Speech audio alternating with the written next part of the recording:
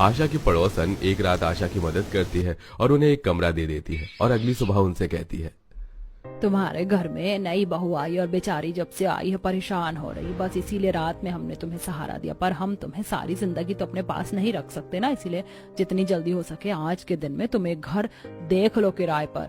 हाँ आंटी, आप बस हमें आज और सहारा दे दीजिए, मैं किराए पर मकान देख कर आता हूँ।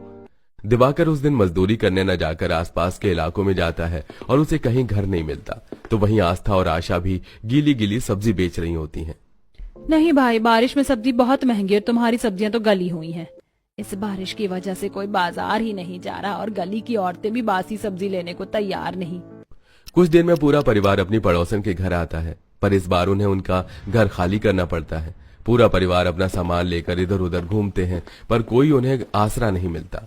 इसलिए वो अब सब्जी के ठेले पर कुछ बर्तन और जरूरत का सामान लेकर जंगल की तरफ जाते हैं और एक बड़े से पेड़ के नीचे बैठ जाते हैं। माँ जी वो देखिए, लगता है किसी का खेत आसपास है, तभी तो उसने पेड़ के ऊपर झोपड़ी बनाई है सामान रखने के लिए। पर मैं बड़ी हैरान हूँ, हमारा कच्चा मकान इस बारिश में टूट गया, पर लकड़ी से बने इस पेड़ के ऊपर छोटा सा झोपड़ी का घर, उसे कुछ नहीं हुआ। काश हम भी ऐसे ही पेड़ घर में रह सकते। अरे काजल बहू, काश क्या हम भी ऐसे घर में रह सकते। तुमने तो एक बहुत अच्छा आइडिया दिया है मुझे। जब तक हमारा घर नहीं बन जाता या हमें किराए पर घर नहीं मिल जाता, क्यों ना हम इसी जंगल में पेड़ घर बनाकर रहें। वैसे भी इस जंगल में कोई नहीं आता। हाँ माँ जी, आप बिल्कुल सही कह रहे हैं। बारिश का मौसम शुरू हो चुका है, किसी भी वक्त बारिश हो सकती है। अब बारिश में पेड़ के नीचे तो जिंदगी नहीं काट सकते, इसीलिए अभी से ही काम पर लग जाते हैं। पूरा परिवार रात भर न सोकर गांव से कुछ आरी कील और जरूरत का सामान मांग कर लाते हैं और जंगल की कुछ लकड़ियां गाड़ते हैं। तो वहीं काजल प्रेग्नेंट आस्था के साथ मिलकर एक मोटे से पेड़ की कटाई करती है। बहू, जीना बनाने की जिम्मेदारी मुझ पर छोड़ दो। हम अगर पेड़ के ऊपर घर बनाएंगे तो हमें एक सीढ़ी की जरूरत पड़ेगी। मैं बैठा बैठा कटी हुई लकड़ियों को जोड़कर सीढ़ियां बना देता हूँ।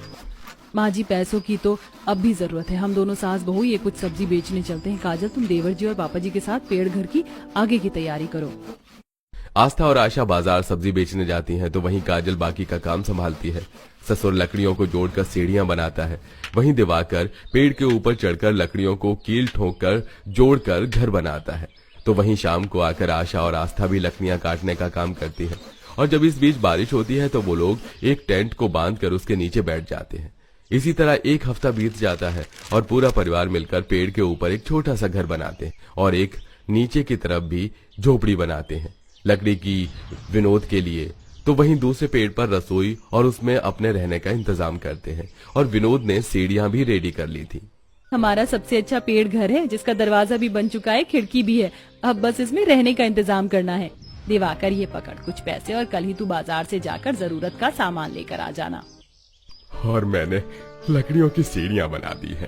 पेड़ के ऊपर जो घर बनाया है उस तक पहुंचाने के लिए वो काम आएगी। पहले तो वो लगा दे। विनोद के कहने पर दिवाकर जाता है और बनाई हुई सीढ़ियां लगा देता है, जिसके बाद पेड़ के ऊपर वाले घर में काजल और दिवाकर रहते हैं। तो वहीं पेड़ के नीचे वाले घर में आस्था अपनी सास ससुर के साथ रहती है। फिर दिवाकर जाकर जरूरत का सामान ले आता है और फिर सब नीचे वाले पेड़ घर में आते हैं और बारिश होती है। माँ जी, बारिश से परेशान हम लोग भटक रहे थे। आज अपने पेड़ घर में इस बारिश को देख कितना अच्छा लग रहा है। मुझे तो अपना पेड़ घर बहुत पसंद आया। हमारे पास खुद की जमीन है। हम अपनी जमीन छोड़कर सारी जिंदगी इस पेड़ घर में नहीं रह सकते।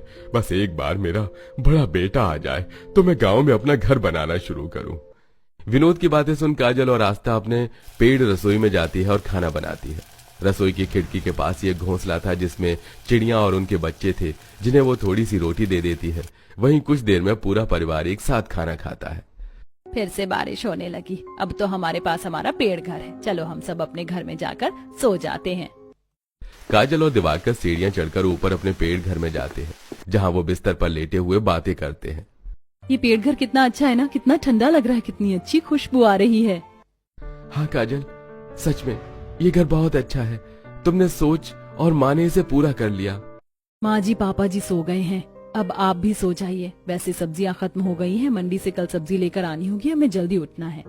रहने दे बहू, मैं चली जाऊंगी कल, तू आराम कर। प्रेग्नेंट है, कल भी बारिश होगी तो परेशान होगी। तू भी सो जा अब। इस तरह गरीब ससुराल पेड़ घर में अपना गुजारा करता है। वहीं दोनों सास बहू सब्जियां बेचने बाजार जाती हैं और दिवाकर भी काम करता है। कुछ ही दिनों में अमित घर आ जाता है और वो लोग अपना पक्का घर बनवाते हैं और कुछ महीनों में घर बनने के बाद वो लोग अपना पेड़ घर खाली करके अपने घर चले जाते हैं।